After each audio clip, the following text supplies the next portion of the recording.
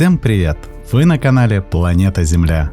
И сегодня мы поговорим о кошках. Кошки. Их любят во всем мире. Эти существа являются с давних пор спутниками человека, радуют его своим присутствием, необыкновенным поведением. И сегодня мы поговорим о том, как они появились в домах у людей. Да и не только об этом. Поехали! За всю историю сосуществования человека и кошки родилось немало невероятных мифов и сказаний о происхождении этого удивительного животного. Например, в Библии говорится о том, что за долгое время на ковчеге расплодились крысы и мыши. Его обитателям грозила голодная смерть. Все припасы уничтожались грызунами. И тогда Бог велел Ною погладить хобот слона, и появилась свинья, которая уничтожила все остатки жизнедеятельности, скопившиеся в трюмах. А когда Ной провел руками по ноздрям льва, из них появилась кошка, которая тут же переловила всех мышей и спасла весь ковчег от голодной смерти.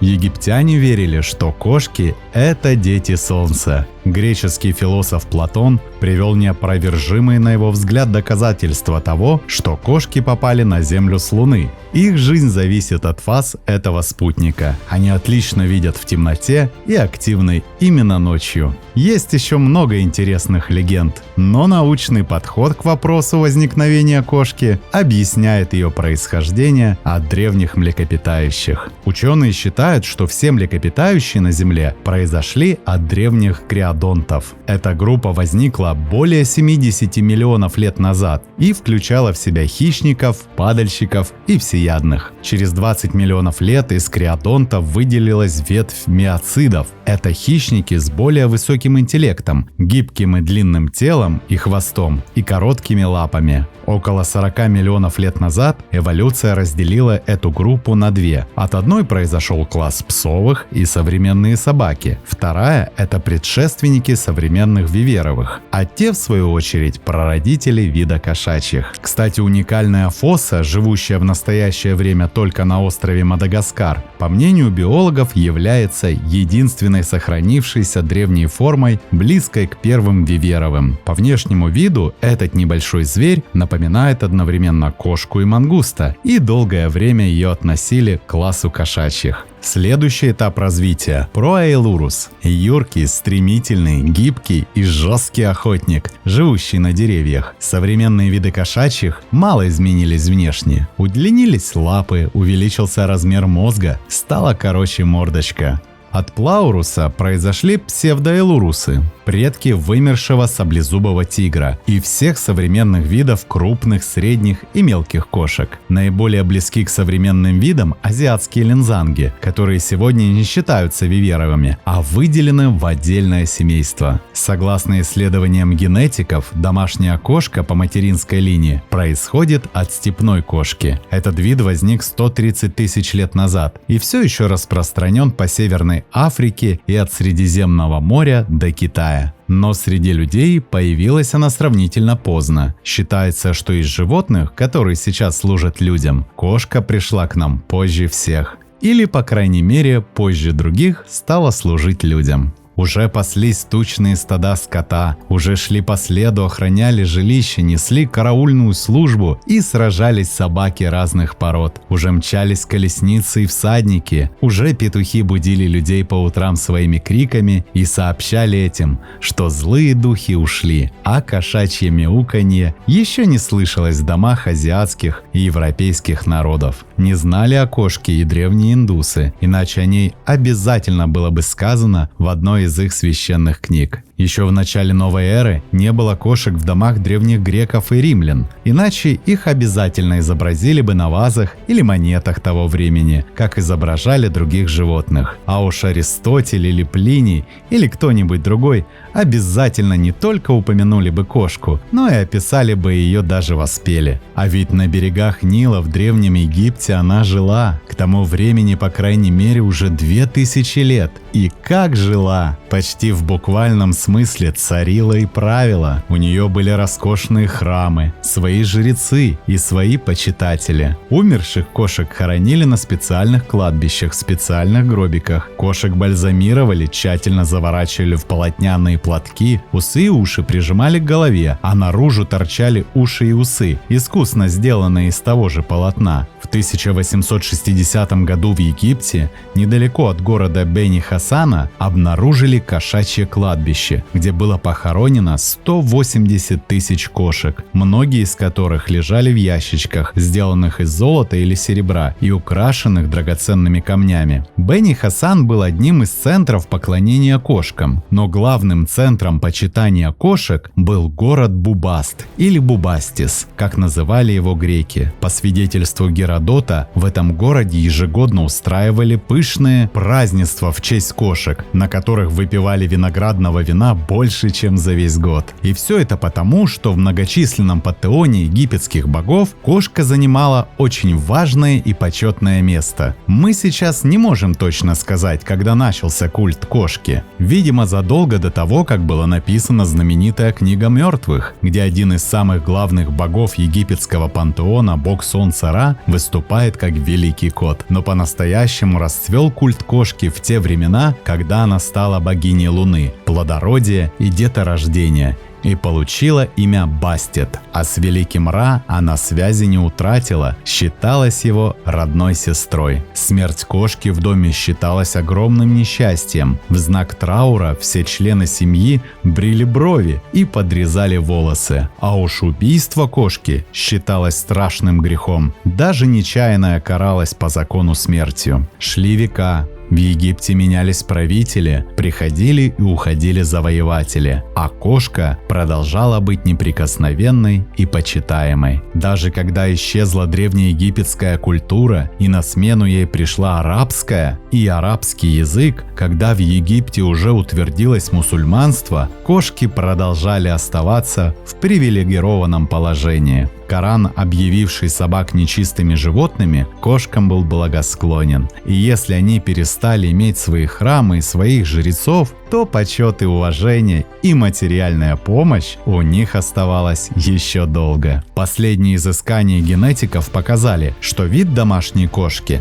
начал свою историю в плодородном полумесяце более 10 тысяч лет назад. Это область современного Ирака, лежащая между реками Тигр и Ефрат. В то время принадлежала шумерской цивилизации. Это была первая волна одомашнивания, и возникла она в связи с появлением и развитием сельского хозяйства. Сбор и хранение плодов и зерновых привлекли к жилищам людей-грызунов. Появилась необходимость в защите урожая, а кошки, как отличные охотники, оказались незаменимыми помощниками. Ведь грызуны – естественная пища кошачьих. Когда усатые поняли, что возле человеческих поселений всегда крадется какая-нибудь вкусная мышка, они и сами стали охотиться все ближе к местам обитания людей. Сработал естественный отбор. Кошки, которые меньше боялись людей, получали лучшее питание, чаще выживали и оставляли потомство. С другой стороны, человеческие общины,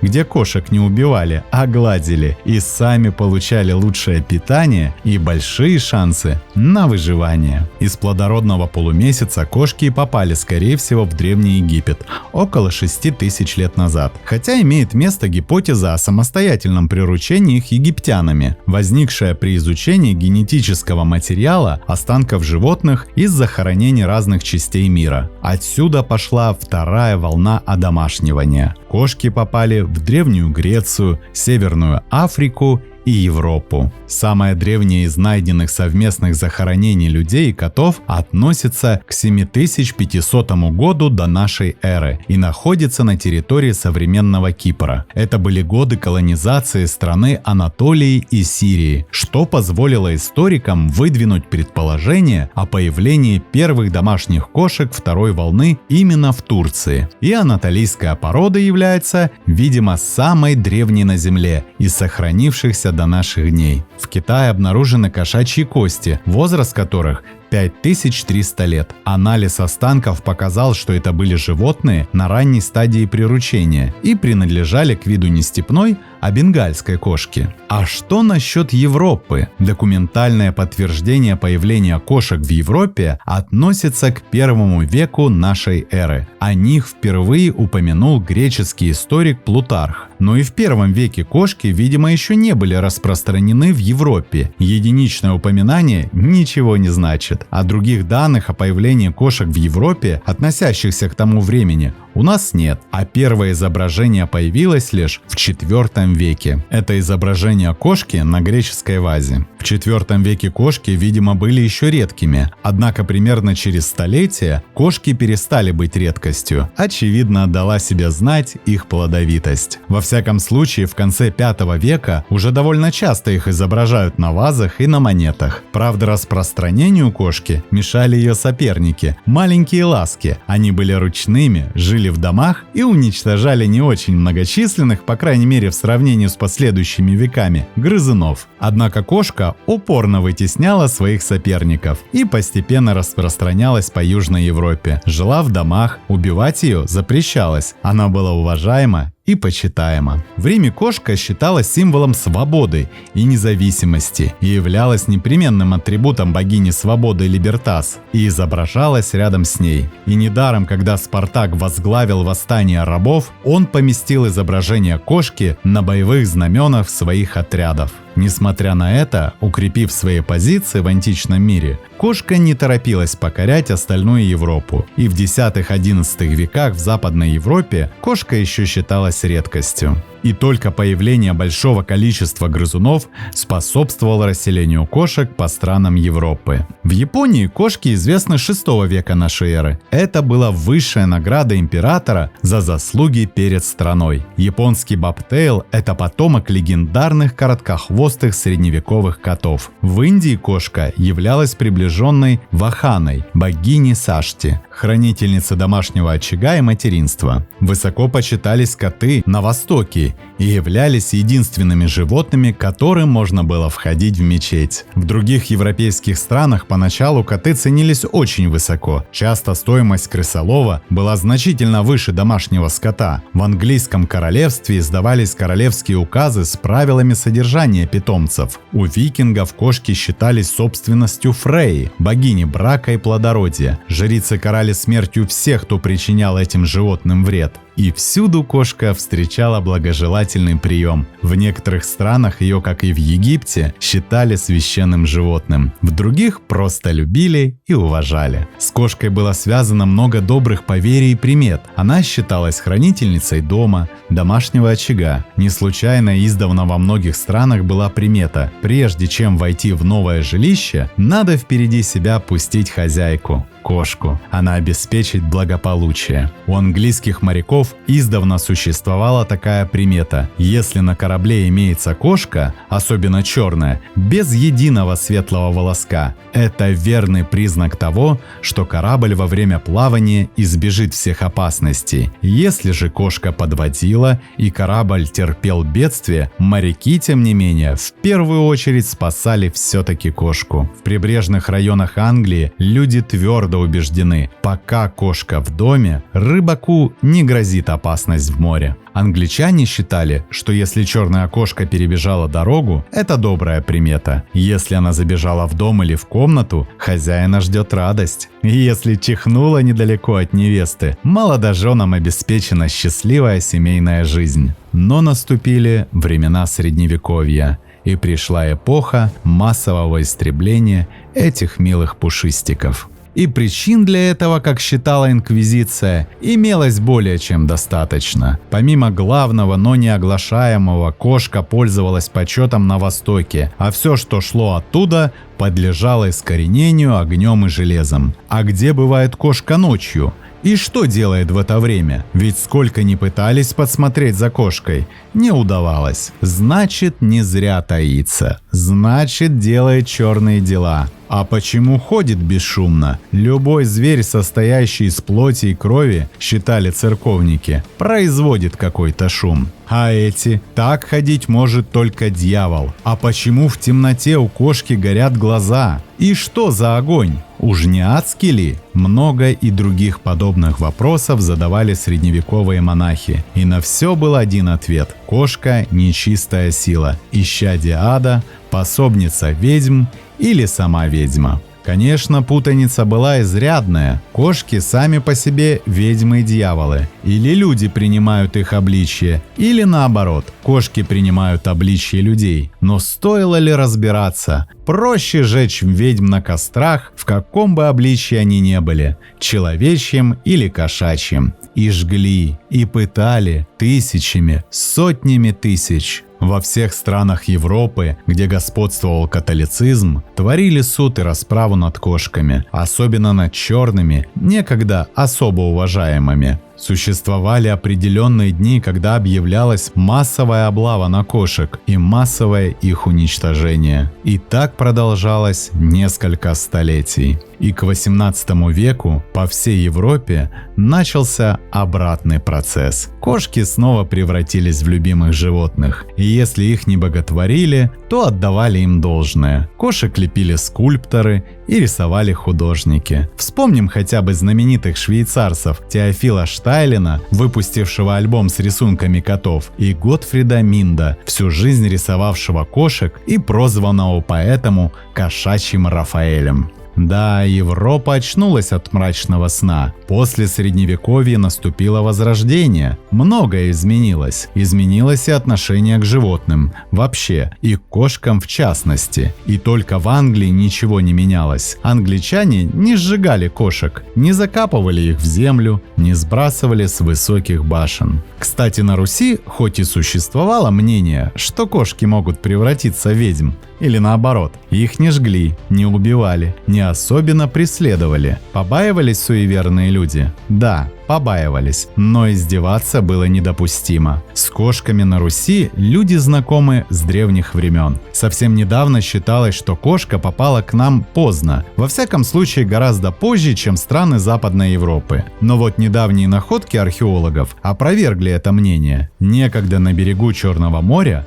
которое греки называли Понт Эвксинский, гостеприимное море, был заложен греческими колонистами город Ольвия. При раскопках античного города в наши дни были найдены кости кошки. Археологи датируют эту находку VI веком до новой эры. Выходит, что в колониях узнали домашнюю кошку раньше, чем в метрополии, по крайней мере на 500 лет. Позже в Северном Причерноморье основали римляне свои города. И в этих городах, существовавших на рубеже старой и новой эры, были найдены кости домашних кошек. Получается, что и римские колонии знали этих животных задолго до того, как они появились в самом Риме. И, видимо, в то же примерное время, в котором кошки появились в Греции и Риме, появились они на территории Украины, там, где сейчас расположена Одесская, Черкасская и Кировоградская области. Ученые обследовали 3 древних поселения, и в каждом обнаружили по кошачьему скелету. Это, конечно, не значит, что там уже было изобилие кошек. Напротив, они были, очевидно, очень редки, по нашим теперешним данным. Но факт, что были, а ведь это всего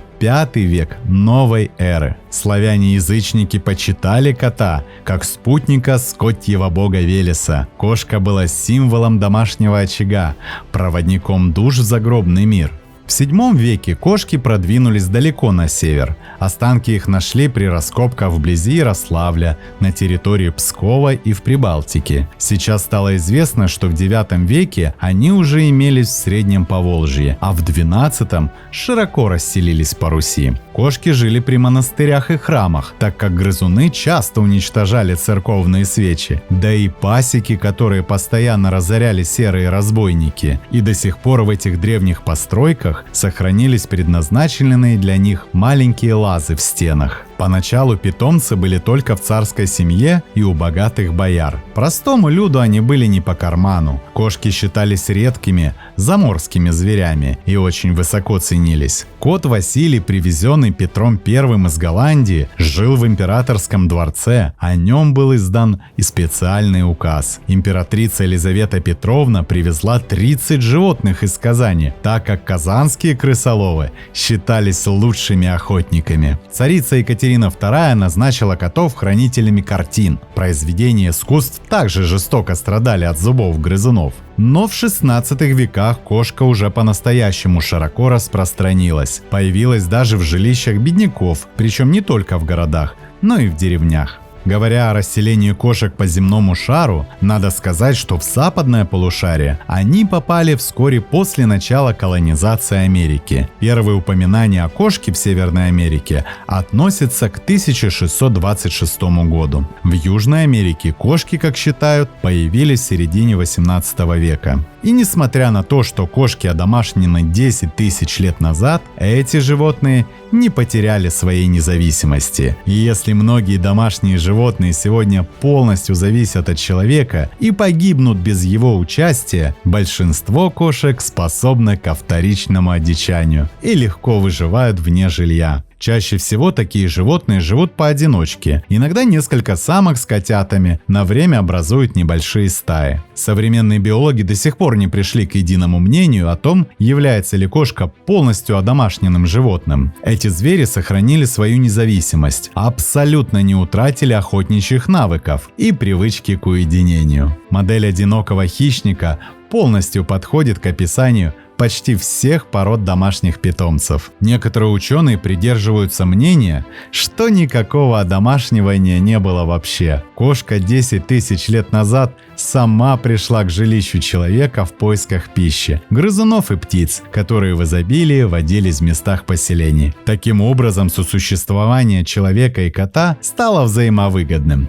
Питомец занял свою нишу и получил постоянную пищу, а поселения избавились от грызунов, служивших опасным источником болезней. Одним из доводов для подтверждения своей точки зрения эти биологи приводят тот факт, что человек представляет интерес для кошки только пока ей это выгодно. Сторонники идеи полного одомашнивания кошки доказывают ее преданность человеку. Дикие кошачьи виды действительно являются одними из опаснейших в мире, а домашние питомцы не проявляют агрессии, дружелюбны к детям, любят ласку и часто проявляют верность, которая свойственна не каждой собаке. В конце концов, кошка признана полуодомашненным животным, мирно сосуществует рядом с человеком, но, оказавшись в условиях природы, быстро возвращается к дикому образу жизни. Первые кошки могли самостоятельно прийти к человеческим поселениям в поисках пищи, но дальнейшие отношения между этими зверями и людьми развились по сценарию взаимной любви и уважения. Определение «животное-компаньон»